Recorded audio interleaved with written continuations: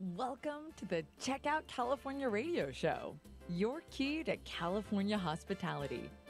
Hosted by Rad Gantos, principal of Rad Gantos and Associates, a hospitality and commercial real estate design firm, and Craig Sullivan, executive vice president of Park West GC, a hospitality and commercial real estate general contractor.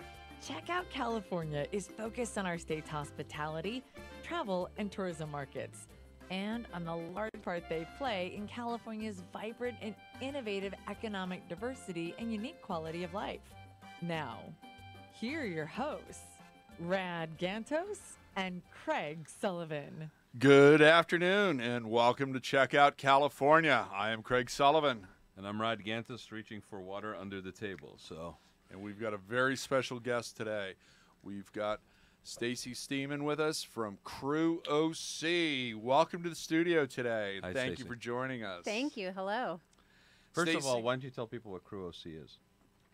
that's commercial real estate women, Orange County. We use acronyms in the industry all the time. We forget that some of the Yes. people listening have no clue what we're talking This about. is an organization. Stacy and I have got a lot of mutual friends in common.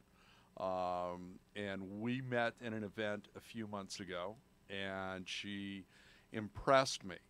The event that we went to wasn't very well attended, so it'll remain anonymous. But but we struck up a rather interesting conversation, and Stacy is the incoming president for 2018 in Crew OC, and she is also, in her organization, are also a CLIC sponsor, California Lodging Investment Conference sponsor. So we started this conversation and this dialogue and said, "Got to come on the radio show." She goes, "No, she didn't." She said yes. So it's important. They do a lot of charity work. They they promote women within commercial real estate. They promote the industry. They promote everybody affiliated with it. And I just found this out this afternoon. Crew was created here in Orange County. So this is the birthplace of Crew. Wow. How many chapters? I'm assuming there's multiple chapters. There's just over 75 chapters, and not just the United States. We're out in Canada and the UK. We just rolled out in the UK. Congratulations. Thank you. Wow. Thank you. That's Impressive. wonderful. How long has the organization been around? Well, 1988, so Crew Orange County is celebrating our 30-year 30. anniversary next year. And ironically enough, it was started by a woman who moved down from Sacramento. She was in real estate up there and came down here and found there weren't too many other women, and there was no organization where they could actually feed ideas off one another. And so she got a group of women together, and their original name, I'm blanking on the name of what they originally called themselves, but it evolved into Crew, and it evolved throughout the entire nation, and Crew Network is now based in Kansas. And we've just grown rapidly over the past 30 years, and we have over 11,000 members. Wow. Isn't that amazing? That's Just a amazing. great organization. Stacy, why don't you give us your Reader's Digest bio? And you're Background. born and raised here in California, went to Cal State Fullerton. I am locally grown. Love it. Grew up in Rancho Cucamonga when it was vineyards. I'm not dating yeah. myself, am I? No. I remember when Foothill ended. Oh my gosh! Right? Yeah, Wow. right there at Yeah. Haven and Foothill Absolutely. in the vineyard. Yeah. So I went to Etiwanda High School, graduated from there, moved down to Cal State Fullerton, graduated with a communications and advertising degree, and thought I wanted to be in advertising. And once I graduated from college, I ended up working for the American Red Cross. So for 6 years, I was the local vampire from Irvine to Camp Pendleton. Wow. And, when El Toro was still a Marine base. I recruited those guys. That was pretty easy blood to get when they got time off. So I did that for about 6 years, and eventually got out of nonprofit and got into the hotel business, ironically enough. And I was a catering manager for about 3 years with Hyatt Hotels. And in that time, I did both social and corporate events, which taught me a lot about a lot of different industries and dealing with different personalities, but it was great. From there, I got into the fitness industry, and then from there, I evolved into real estate, and I've been in real estate now for 10 years. Wow. It's all been commercial real estate. Commercial real estate. Here in Orange County. Correct. And you're with Pasco, and give us a little bit of history on your day job with Sure. Pasco. I work for Pasco Companies. In January, I will have been there for 5 years, and I oversee all the public relations, branding, industry events, and I think I do more business development than anything. I kind of have my hands in every pot at the company. And, you know, Pasco's been around since 1998, so we're celebrating our 20-year anniversary next year. So a lot of anniversaries coming up. And we primarily focus in commercial real estate investments, anywhere from retail, multifamily. Class A multifamily is our bread and butter. Okay. We do 1031 exchanges. That's what people know us for. And we're looking at, you know, self-storage. We do development of multifamily. We're looking at doing a development of senior housing, which is hot right now. So, yeah, we do a little bit of everything. That's great. That's fantastic. Yeah. Perfect. Tell us about the mission for Crew, if you would. You did a great job originally, like saying what Crew's all about, but it's essentially advancing the achievements of women in commercial real estate. And a lot of people think, oh, is it just for women? So I'm gonna end that rumor right now. It is for men and women, and we do have several men who are involved in Crew, and those men, it's just advancing the women's careers. So if you're a strong advocate of that, join Crew. We have so many different committees to get involved in, anywhere from, you know, community outreach, college outreach, emerging leaders, which is great because if you're just getting into commercial real estate, you need a little bit of coaching. So those who are under 35, we have a program in place where we actually pair you up with a mentor and they kind of guide you through. It's been very, very successful for us and other chapters around the country. We also have what's called the Spire Awards. That's a huge event for Crew OC, and we're the only Crew chapter that does this event. And what it stands for is Superior Performance in Real Estate. And each year we acknowledge 8 different categories, ranging anywhere from new construction, tenant improvements, leasing, brokerage, women in real estate, and hotels, and philanthropy. Ironically enough, so last year, well, actually our award ceremony this year, which acknowledged new construction from 2016, we had 5 of the 20 nominations were hotels that were built in Orange County. There you go. That's amazing. And it's a very, very well-attended event. A lot of C-level folks come to attend this. Everybody comes from Orange County real estate. So it's definitely an event to go to, and it's coming up on March 14th of 2018. Okay. That's fantastic.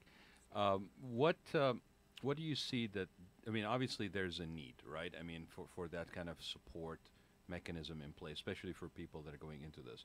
And I'm assuming you're reaching out to people that are in colleges or people that are pursuing this path early on, right? Yes. What do you find the most need is as far as that support? I would or guidance. Sure. For you're talking about for like the young people getting into this and how Crew could really help them.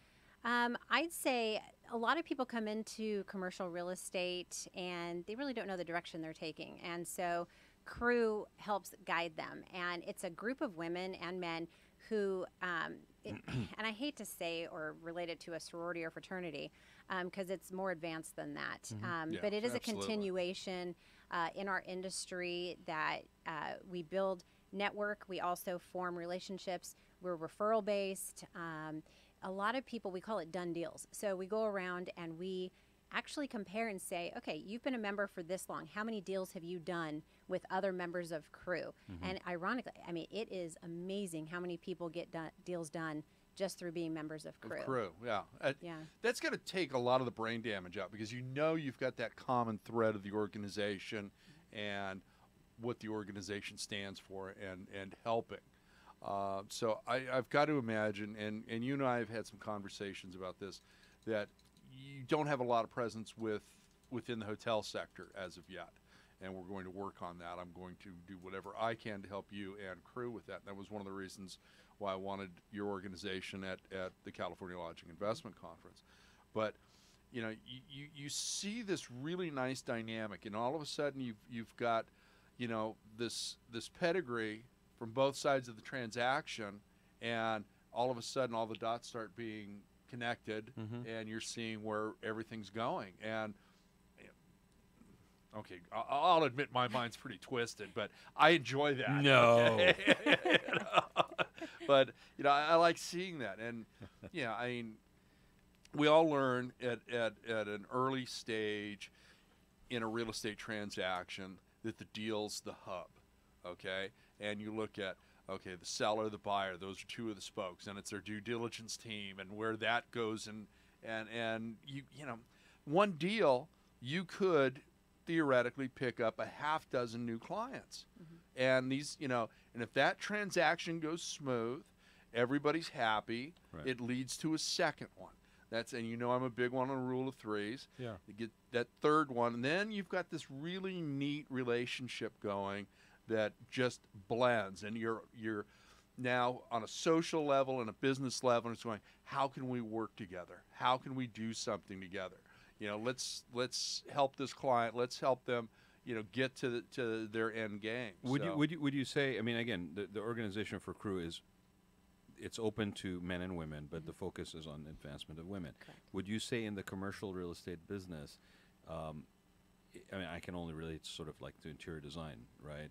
Is it what is the percentage of women that are in the industry? I mean, is it a minority presence? Is it a 50-50? What is it?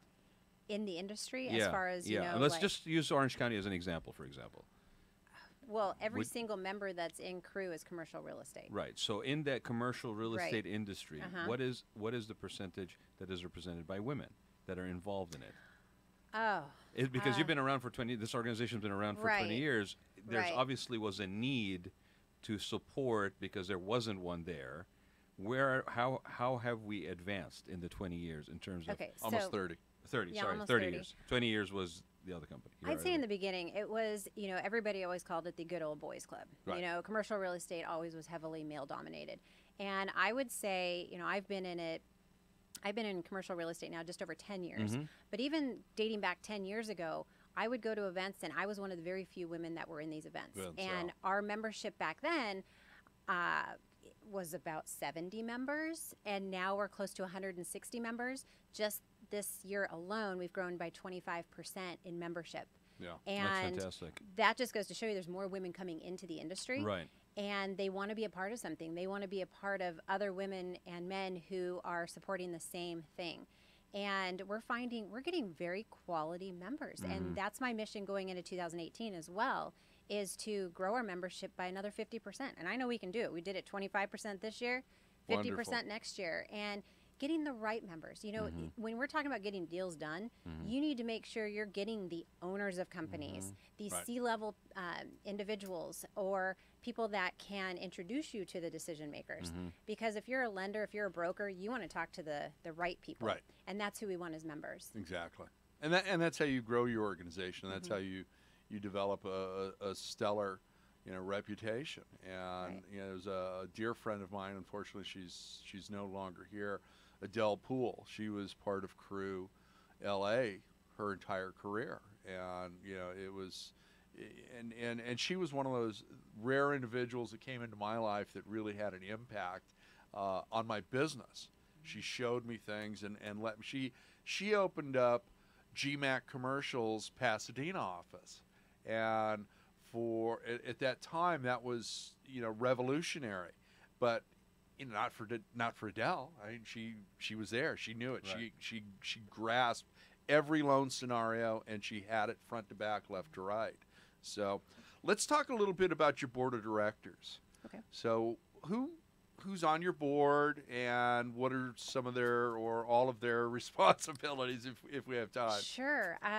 Our board has a great mix of individuals on it, and it's a full board. I mean, our board probably is a more cohesive board than most companies have.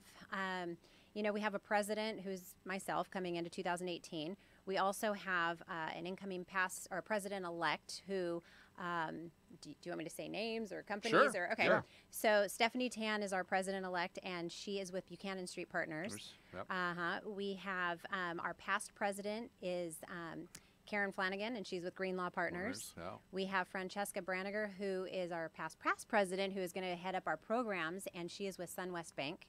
Our treasurer this year is Pam Busto. She's with LCPA. Okay. Sponsorship is Shauna Smith, and she is with Chicago Title. Okay. We have, oh geez, our secretary is Rafi, and let me see if I can, actually I have it right here, so let me just go into this one. She is actually law firm.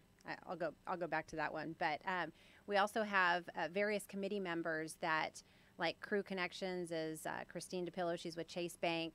Membership is head up by Heidi Airbar with Pacific Life and Kelly Gamble with BlackRock. Spire Awards is co-chaired by Linda Padilla-Smythe, who is with Chapman University. Yeah. Kelly Hills with CBRE. Our summer party is headed up by Donna Fry, who is with Harborough. Public relations is Jen Quater. She's with Brower Miller and Cole. And college outreach is Elise Peritz. She's with CAM. And then our mentor program is Terry Eli with Irvine Company. Right. And then we also have archives and chapter champion who communicates with our foundation and network. And that's Pauline Hill, and she's with the Altus Group. That's great. Now, let me... Very you mentioned- diverse. Yeah, very diverse. Yeah. And I love that diversity. But you mentioned two things that really, I want to kind of delve into. And one is your scholarship program. And how is that working? Obviously you've got members that are making donations and companies making donations. How do you go through the process to get the money out to the students? Is it all going to Chapman or Fullerton, or is it spread out nationally? What categories are involved in that decision? Sure. It's spread out through the entire nation. So our local chapters, our local schools that we pretty much pull from would be UCI, Chapman, Cal State Fullerton. Okay. Long Beach has even had some applicants. It's kind of on the border between LA and Right. OC. But it is an extensive application. And the scholarship that's awarded is typically a $5,000 scholarship, and that's on an annual basis. And that's just one that Orange County gives out. Right. There is an entire selection board. There's 15 members of founding chapters. So Crew Orange County always gets a spot on that decision-making board. Good. So we vet these. It is an extensive process when we award them, and they're actually recognized. The winners are recognized at our national convention, which this year it happened to be in Houston. The year before was in New York. And coming in 2018, it's right here in San Diego. Really? Yeah. Nice. So we're expecting a huge attendance there. But the scholarships are very important because what it is, it's women who are either currently in college that want to extend into maybe an MBA program and go into commercial real estate. Or some of them are, submitting it from maybe first, second, third year, and they just decided they want to go into real estate in their undergrad. Right. And we Okay. support that as well. But ironically enough, a lot of these women are recognized, the ones that are selected from Orange County, at one of our luncheons, and then they end up working for one of these local Orange County commercial real estate, and they are recognized and noticed by coming to Crew events, and people actually go, I want that person to work for Good. me, so they get hired. Good. So Well, there's no substitute to networking, especially in an industry like this. And the earlier you get involved, the more you are a known entity. And then Yes. people are watching your growth and your progression, and so therefore, when it comes time for those critical decisions, you have an inroad. I mean, we all do it for the same reason. We enjoy the company of people, but there's a lot more to it. Yeah. Yeah. So I mean, that's wonderful. That's a good amount. That's a good size scholarship too. I mean, that's just genuine impact. I mean, I think it's not only welcome, but in some cases needed as cost of education is going up, and people are taking time to do that, and then taking away from their ability to maybe basically hold a job that's more regular time. So that's kudos. That's amazing. How much money has been given out in scholarships, to your knowledge, or is given out on a yearly basis? on a yearly basis, through network, we usually, I want to say it's about 80,000. And a lot of this is raised by individual chapters. So we have what's called Network Foundation, and every chapter strives to donate to this foundation. And there's 3 different ways to do it. One is by the board donations. One is 50% member donation, and it's called the trifecta. So you do those 2, and then you also donate from the entire chapter. So we have several events that raise money for local charities as well as our foundation, and we donate to them every year. It's a great cause. We have corporations that will sponsor foundation for $75,000, $100,000 annually. So everybody out there, I mean, big companies like, you got your JLL, CBRE, KeyBank are all huge sponsors of Crew because they believe in supporting it, and they have several members who are employees that are members. So It's a growing organization, and we have such, I mean, quality women. The people I've met here, it's great, and I'm excited to be president. That's I can see you are. It's a lot of energy. Yeah, there, the energy and the smile. It's great. Yeah. We're going to go to commercial in just a minute, but I want to say one thing to all of our hotel director of sales and GMs. You guys need to contact Crew OC and become members. You are the lifeblood for all of the events at your facilities. Correct. There is no reason why you should not be a Crew member, okay? I gave Stacy my commitment earlier today. I'm becoming a member, okay? My administrative assistant, the person that keeps driving the bus down the road at Park West, Nancy Nguyen, I'm going to take care of her membership, and she will become a member as well. So, again, all of you directors of sales, all of you GMs out there, do yourself, your team, and your hotel a favor and become a Crew member. And with that, we're going to go to a commercial. Thanks. Imagine what it would feel like to lose everything. Your job, your home, your family, your dignity. This has happened to thousands of the men, women, veterans, and young adults we serve at Working Wardrobes. What do we do to help? We provide career development services, life skills workshops, job skills training. We provide the perfect interview outfit, and we get clients placed in jobs. Call Working Wardrobes, 714-210-2460. Donate, volunteer, invest, hire.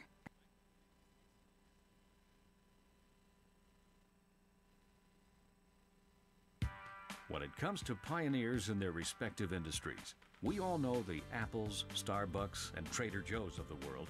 In the realm of recruiting, Decision Toolbox is the industry's best-kept secret, with 90% of their business from referrals and repeat customers. For over 20 years, Decision Toolbox's U.S.-based team of recruiters, sourcers, professional writers, quality personnel, and tech support has perfected a Six Sigma approach to talent management.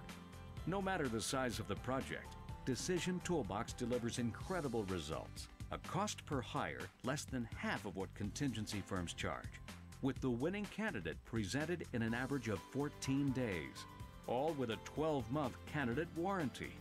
With results like that, Decision Toolbox won't be a secret for long. Visit us at www.dtoolbox.com for more information.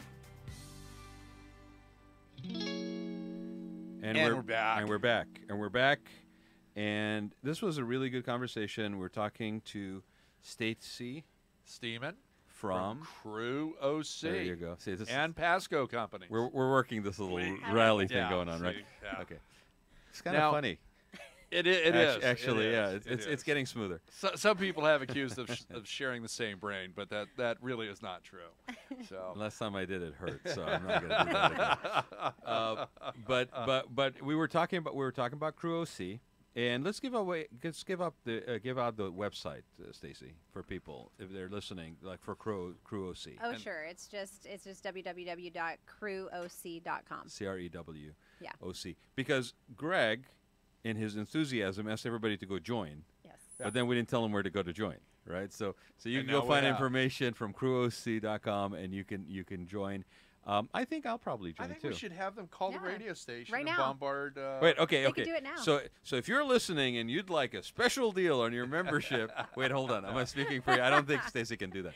But we'll definitely guide you through the process. How's that, right? We will give you the rest of the year complimentary. If you Oh, sign up see today, that. the rest of December is on me. So There you okay, go. I'm I gonna, like that. Am I going to push my luck? Let's push our luck, right? Okay. Let's push okay. our luck. What about people who may want to sign between now and the end of the year and use like a promo code like Checkout California? It applies the rest of the year. We've got a special going. Okay, we got a special going. So everybody see. I like that. Right, we're good I with like that. Okay, We're good with Yeah. that. right. We We're like good giving with little that. promos things. So surprise, go become a member of Crew OC, and you're covered for the rest of the year. There you go. Okay, so I want we left off talking about, you were encouraging people from the hospitality industry to go Yes. join, right? Yes. Okay, I think it's actually probably good advice for anybody who's involved in commercial real estate, whether you're restaurants, whether you're retail. And I do want to take a minute, and we can do it now or we can do it after your call, because I know we have more to talk about. It's relevant to hospitality. But I do want to talk also about the big elephant in the room these days, which is commercial real estate just in general, getting sort of a bad rap or some extent truth in a lot of places closing. I mean, you see a lot of open, lease signs on stuff that's retail potentially. The whole dynamic. I mean, I walked into a Best Buy right after Thanksgiving, right? Mm-hmm. And it was like, Did you have a fever? Huh? Did you have a fever? No, I do that every year after Thanksgiving. You are a sick individual. I am. I'm a very sick individual. You are really sick. Right. And that's saying a lot, right? So, but I walked into there, and actually, it broke my heart. There was this older gentleman that was basically, obviously hired on for seasonal help, Right. that had a crumbled like special thing in their hand, and I'm looking around the store, and it was vacant. Wow. Right, Yeah. and then at the same time, I'm looking at my cell phone, and it's like Black Friday sales, through the roof. All the sales that are happening online. So we do definitely have a different change in purchasing habits for people. We do. Right, and what people are looking for from brick and mortar, and having a space that is just basically driven by product placement doesn't cut it anymore. You have to have a different dynamic. So we can talk about this that now, or Let's we can talk about that now. You've brought it up. It's fresh in everybody's head. It's really Yeah, I think it's an something interesting that dynamic to I mean. talk about. I've been involved on the design side, and I've been noticing this over and over, right? And I think it impacts everybody, right? There's the age dynamic, discretionary income pools, where they are. We're coming off, a sort of a recession of sorts, so people are more careful with their money. But you also have such a variety of options of where to get stuff from. Yes. And that doesn't stop with, I mean, good Lord, McDonald's has an Uber delivery now, right? So what's next? Just McDonald's has like a production window somewhere, and just Uber delivers to everybody, I right? hope not. So where are I we hope going with not. this? I mean, obviously there's an impact. Okay, well, if I didn't say McDonald's, let's see, who would I say? If Fleming's had an open, I'm in. you're good, I'm all right. in. Okay. I'm in. So it's just Yeah. a matter of Give how me to Fleming's, give me Mastro's. Mastro's has a You drive-up window here. No, Muldoon's. Okay. I'm good. Mike Mastro's going to shoot me.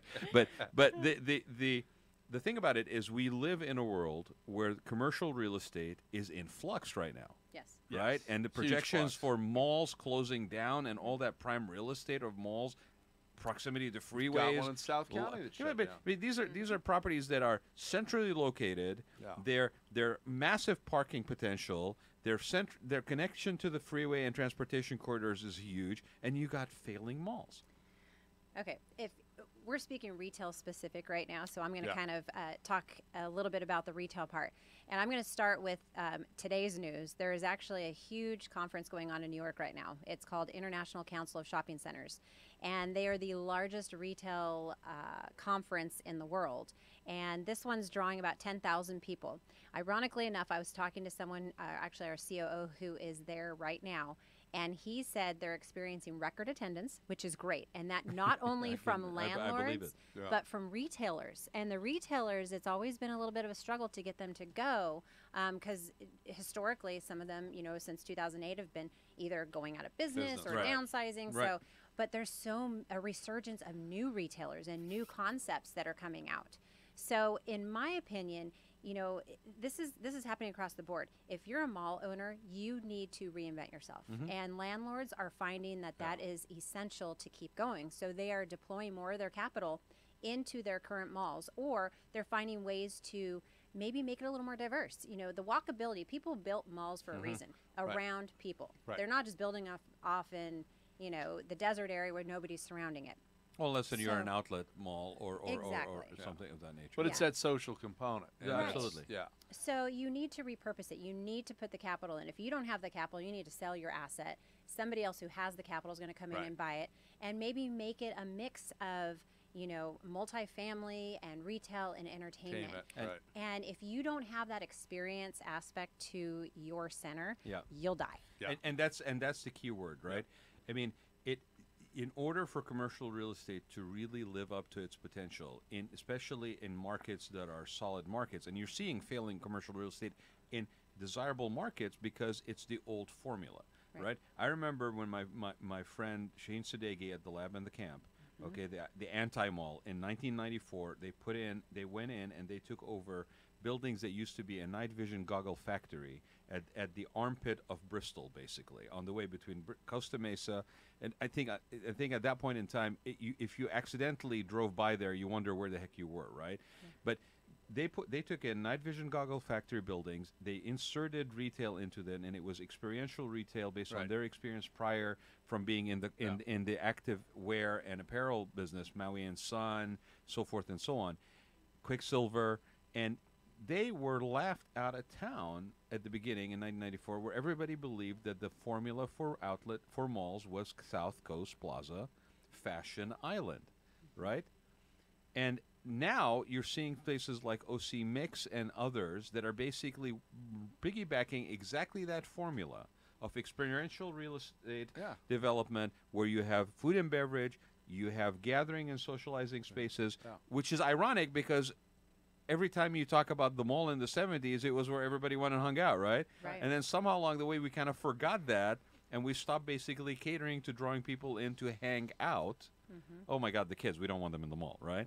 Well, so they went somewhere else. They went to the anti-malls. Look at the Grove up in Santa Monica. Grove is a perfect example. It's, that I think was El Toro Mall down South Orange County. It basically sat there in decline for years, and now, to your point, a couple of tenant buildings are basically staying. They're ripping down a bunch of other stuff. They're mixing it up with either rentals, which is a very high demand for rental property in Orange County, right?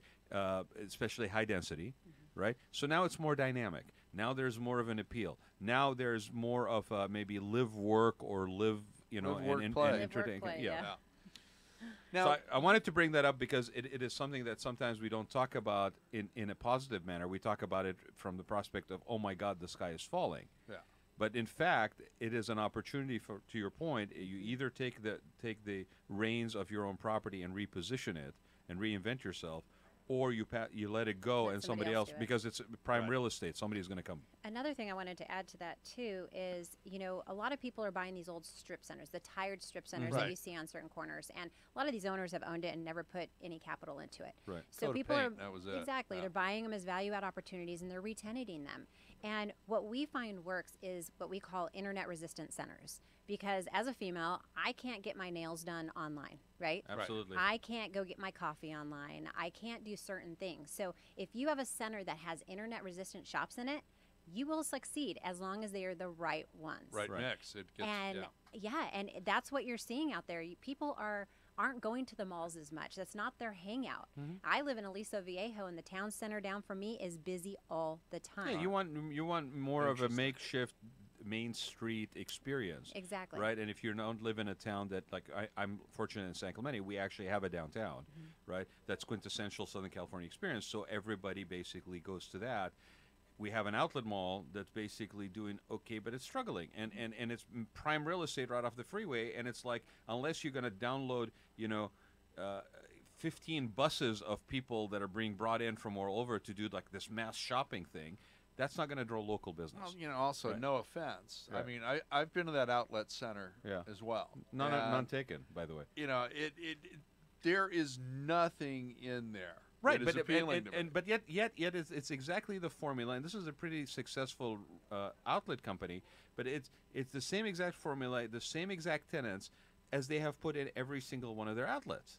So again, to your point, where's the local aspect of it, variety. Right? We laugh about hotels that basically have retail stores that basically are in artisan locations, like let's say you're in Sedona or you're in Laguna Beach or whatever, and yet I go in there and there's a Life is a Beach sign that's being sold in the retail and it says made in China on the back side of it. Right. I mean you got to get a little, and it's like, well, it's easy, it's in a catalog, I'll just order 15 of this, 10 of that. No, you will suffer, and that's real estate that you're paying for, whether you are a leaseholder at $4 or $5, $3 to $5 a square foot, or if you're a real estate property or an owner of a hotel property, that's prime real estate. So absolutely, to your point, conscientious, strategic, internet resistant will give you a chance to actually succeed. Plus, I will throw this in as well, real estate value is high. So how can I make more out of that real estate value? Can I take that strip mall that's underperforming that I still can get $3 to $5 or higher for it. Can I get those spaces to actually now be half the size? Right. We did a concept for a short-term lease similar to a Phoenix salon or a Solar salon, and we put it in an urban center in Hillcrest, in San Diego. We're doing the second one now. It's going to be actually the round tower portion of the old Nike town at the end of the 55. There's that real estate on the second floor equates to 27 lease spaces. Wow. Right? And every one of those lease spaces is an individual business. Right. That's operating out of about 100 square feet, right? So if you can make a business function and hum out of 100 square feet, and you got strip malls, Paul, if anybody's looking, right? There's 100 square feet here, maybe 100 square feet here, right? And there's 4 of us, and we're basically, how many shows do you have on this station? 27 shows on this station. Wow. Right? So I think you got to reinvent yourself. You got to think outside the box. Yes, I think that's the key, is being innovative I think and Paul creative. needs a cruise show. Stacy should host we it should go, and yeah. bring in And commercial real estate well, I people. think that would be really we cool. can because executive produce it. So. we will executive produce. Oh, you're jumping in now? Okay. Oh, no. You're going to I'm brighten sorry. me I in thought you now. were just going to sit there and eat your nuts. Can I tell you something that I have found disturbing and I can't And answer? not share. Stacy's going to give me the answer to this. Sure. We have 20. We're a business channel. It's like online radio. It's live podcasting. We do it live and we turn it Not into when a you podcast. have these shows on. No, well, we hide these. And then we turn them into YouTubes and all the other stuff, right? We only have one woman hosting a show out of 27. It's a bunch of old white guys doing this thing here. We're supposed to be a community Wow. station, a business channel. We can't. And you Yeah, know what just happens? called us old. Well, not Yeah. you guys. You're young. No, I'm old. I admit it. And here's what happens, and I think that you can answer this question because we've had this discussion before with NABO and other people, the National Association of Women Business Owners and stuff. Maybe I'm going to sound sexist, but I've had women say this to me. You can hit him. Okay. You say I'm to close a enough. man, hey, I think you should have your own show. Hey, I think you should run for office. Hey, I think you should do something. He goes, yeah, I think I should.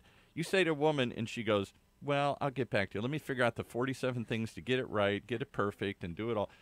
And run for office is too smart. Okay. I don't know what it is. Women come in here very successful. They're an attorney and accountant. I say, you should do a show. And they say, let me think about it. The men jump at it. The women hesitate. Why?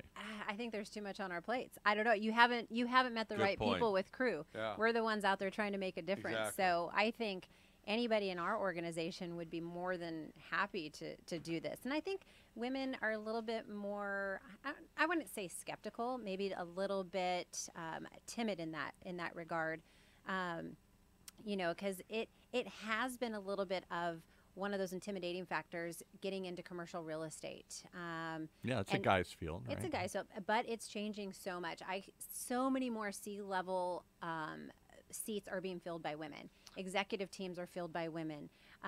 You know, you mentioned the lab, the antibot. So we had Linda on Linda. a panel. Love Linda. And their concept at the lab and the camp in Anaheim Packing District, oh my gosh, so inspiring. And this woman is just, I mean, she is amazing, and her team and her husband. Yeah. And, you know, I think there are women that would do it. I think maybe they just haven't been asked. The right women haven't been asked. Well, so, we had a woman who came in and talked about the Republican National Committee. There's an obscure thing. And they were trying to get women to recruit women to run for office. Could not get a woman to do it. Every woman would come up with the one reason why she shouldn't. We do a show with Patty Grimm, former big executive for Microsoft. She used to run Microsoft Asia. And she has a show about empowering women. And she says all the time, I think women feel they have to be have to get it perfect before they can move. Where a guy, if he's got one of the 8 qualifications, he'll do it. Is that the Kicking Glass show? Kicking glass show, women kicking glass. So Yeah. we should That- get her on that show too. Yeah. Yeah. That is true. Yeah. I mean, I have to be honest. This is, you know, I haven't been on radio since I worked for the American Red Cross. I was their spokesperson for the blood side for a long time.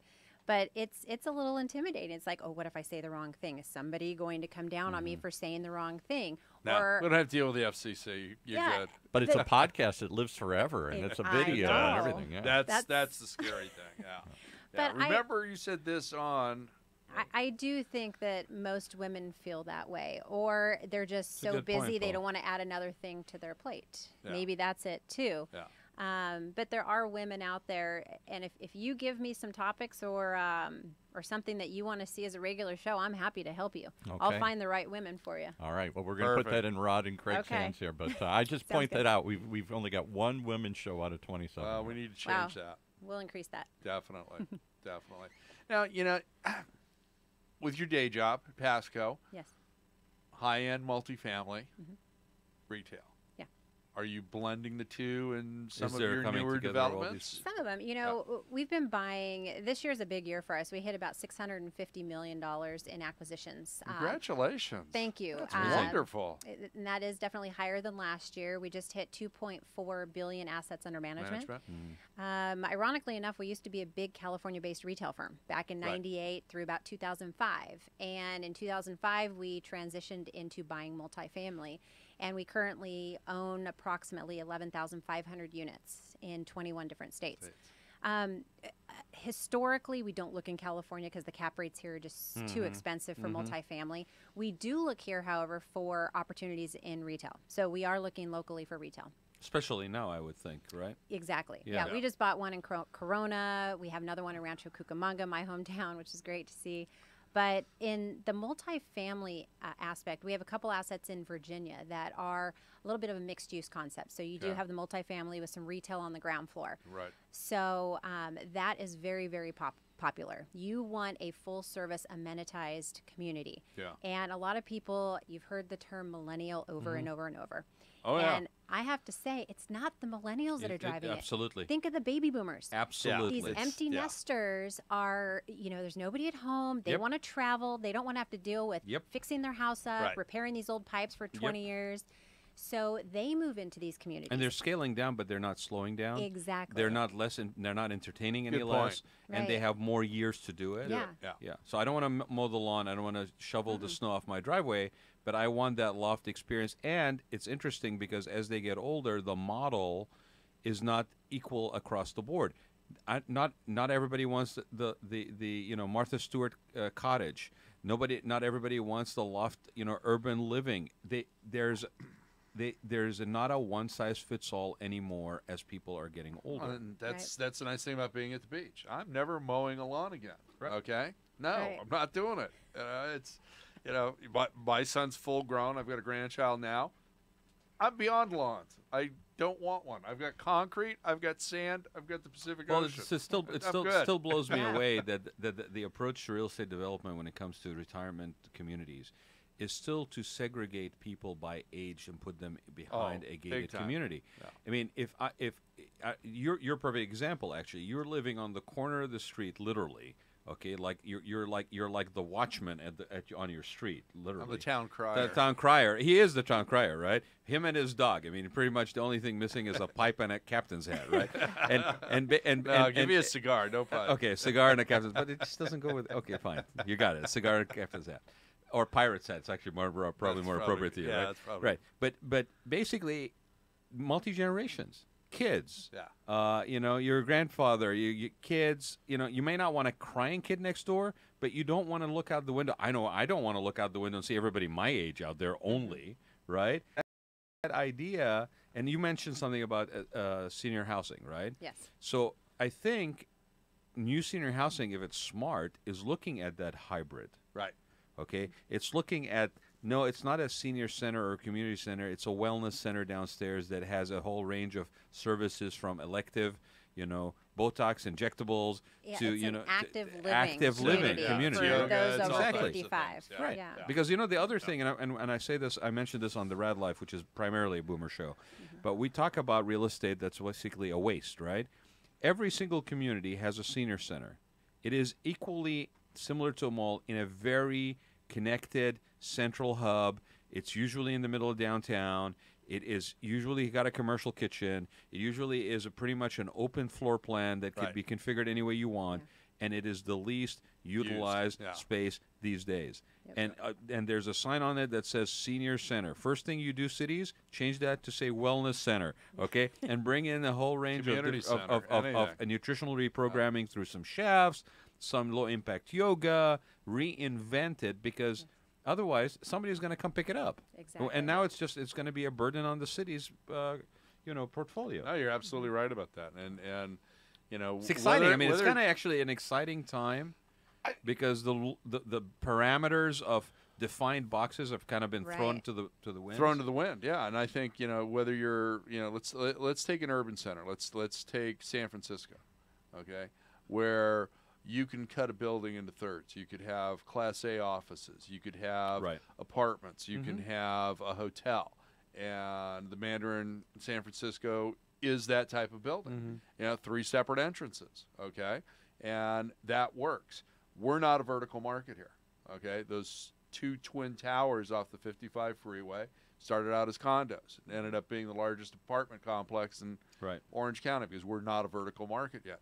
I think my alma mater, their Central Park West development, I don't think that was a big hit. You know, it's right off the freeway. It was a large tower. You're right, and the approach, you got to go horizontal with everything. Well, and the still. approach is kind of interesting, right? Because they just hit high density, multi-unit off Crown Valley, right across from like Costco, right? Yeah. And there's a couple of other projects that are being proposed. There's one that's in Dana Point and off the PCH that's being finished, right? I wouldn't call it, you know, I think it's like 3 or 4 stories max, right? But it's still for Orange County, which is single family home, front yard, backyard, you know, 2-story maximum. Suburbs, right? This is a different mix that we're putting in, right? But it's interesting because even the one across from the Costco, it's pretty much just a block of apartments. Yeah. There's nothing really in there that makes for for placemaking. Right. Yeah. Right? And yet that is the expectation from everybody from millennial to a baby boomer and everybody in between, a Gen Xer, is that I want that kind of diversity in where I live. Yes. Yeah. Ironically, you know, a lot of people talk about multifamily. It's like, how much is too much? And, you know, how fast are they going to grow and build these things? And is it going to just be taken over? I mean, over the past 6 months, I've seen the traffic increase in Orange County. It's been crazy. Leaving from Irvine to go to Aliso, it takes me forever to get home. Oh, yeah. But I pulled some statistics, and this is very interesting on the multifamily front. Nationally, this year alone, they're looking to add 350,000 apartment units across the nation. That's what's looking to be developed. And in SoCal, 73,000 units are either under construction or have been built in the last 3 years. And in Orange County alone, this year, they're anticipated to finish 7,600 more units. And it's really weird. And this is according to Fannie Mae. And in Irvine and South Anaheim, each of those cities are expected to build over 2,000 each. And here's the interesting thing, though, Stacy, is as long as we continue, because you brought up the issue of transportation and traffic, right? As long as we are building these things as nodes for only living, nodes for only working, nodes for all of this stuff, we are going to have these unintended consequences such as traffic. And nobody wants to be in traffic. Nobody really wants to commute 20 minutes. You have the ability to do remote work now. You know, if there's a change in the dynamic, because 90% of the jobs out there, I would say, are able to do at least partial, you know, commuting. They are, but there's also some newer studies out there where that's not as productive for the company anymore. So that whole train of thought is being questioned. But that may mean that the way that you measure productivity may have to change. Because I'll tell you something, the alternative is that we have to build infrastructure that is not dependent on solely every person getting in their car and driving to wherever they need. You know, if it's a novel idea. Well, Metrolink. I mean, I take Metrolink up to Burbank every time I have to go to my client up in Burbank. It is a joy to get on a train in San Juan Capistrano and make it all the way to Glendale, right? It takes exactly the same time with no traffic to be on the train to get there. And the only downside is that if we have the system in place, why isn't it running until after hours? Why aren't I not able to go to downtown LA and watch a show, okay, and then catch dinner and come back by 11 o'clock? Why is it that it stops at 7, right? Why is there no trains between 8 and 9 o'clock in the morning until 2:30 in the afternoon? Yeah, I don't know. Another interesting thing, and this is something that I've observed, is a lot of the new construction on apartments, they're doing away with more of these 1-unit apartments. You know, it used to be 1, 2, 3 bedrooms were common. More of the 2 and 3 units are selling. And the reason being is people are more flexible with where they work. So they're not going to an office. They have a home office. They're able to write it off. And they want to shut that door and lock the... So the people building the multifamily communities they're getting more revenue because they're not selling the 1 units. These 2 and 3s are going like hotcakes. and you have also seniors that are basically pairing together. Yes. And basically taking on that companionship. You know, there are people that are younger that are also doing that in terms of first ownership. right? So it makes a lot of sense. Yeah. I think a one bedroom assumes a certain amount of affluence, and in many cases it's just a stepping stone anyway, because even if you're going into real estate and that's your first step, pretty quickly you're at least into a two bedroom, if not a single family, Exactly. right? So Right, Yeah. exactly. Yeah. Well, also I think part of it is too that you're seeing a lot of creative office space. Now with my company, we've done about shared office space. 300,000 square feet of that in Playa del Rey in Los Angeles. You've got the boardwalk getting ready to open up on Jamboree behind the old St. John's headquarters. So that's finally coming. You look at part of Tustin Legacy, and they're doing the work, live, play, and they're doing creative office space there as well. So, the days of a Class A office building, which this was back in the day, are numbered at this point. So, how do you use this for adaptive reuse? My idea was a hotel. Okay, For this building that we're in, actually, yeah. So it'll be interesting to see what happens. He just wanted to go to the roof deck pool after the show and actually enjoy a drink, right? Exactly. That's really what was driving Greg. I wanted to welcome the guests and buy them a drink and go, "How do you like my joint?" So. Your joint? Okay, all right. California humor, by the way, people. Yeah. Right? Okay, but okay. So what? How much do you get involved in as crew? In terms of that policy, because I would think discussions of this nature that have impact on zoning, that impact on master planning, right? As our communities and our society changes for a whole different myriad of impacts, aging, resources, built out is another one, right? Now you got spot zoning. Do we do spot zoning? Do we do which one, right? Bad spot zoning, good, bad. Which one is it, right? How involved do you guys get as Crew OC in that kind of conversation at the bigger macro level? So what we do is we hold what's called leadership summits with Crew, and we have 2 of those a year, and it takes 2 delegates. So there's a primary and secondary delegate that will go and represent each individual chapter. And when we go, we are advocates for our own regions, our own chapters, and we put together white papers. We have an advocate committee through Network where we will go and be represented on panels. We'll go to legislative events and speak our mind. We've got some very powerful women who really do make a difference. We had our leadership circle, these women that just got inducted into the roundtable who are movers and shakers. I mean, they're C-level women at, Heinz Real Estate, which is huge, KeyBank. So it's really, these women are making a difference. So we all just come together and we speak our minds and we go, something needs to change. So we will actually be advocates for those certain discussions and take those back to our individual companies and tell people what we learn. And it helps our companies. So anyone that joins Crew is definitely going to get something out of it. Anything currently along those lines that you'd like to share, Stacy? I mean, some of the things that are being discussed right now? There was a white paper that just came out, which I could send to you guys, and it's basically on diversity and growing women in the workplace and commercial real estate. Love to see it's very, very good. We also, the hot topic everyone's talking about, Very and this timely. the tax reform. A lot of the geopolitics that have come into play in the past year have affected commercial real estate. Owners were hesitant in the beginning of 2017 because of the tax structure, so they were holding on to their properties. The last third and now fourth quarter of the year, you're finding more properties are coming on the market because they're feeling a little more comfortable with how the taxes are going to go. So with us being heavily involved in the 1031 exchanges, we're keeping a close eye on that. And our president is very, very involved and is an advocate for ADISA, which is a big organization that represents alternative investments. So he works with Washington, D.C. and the lobbyists. You're on a board for that too, aren't you?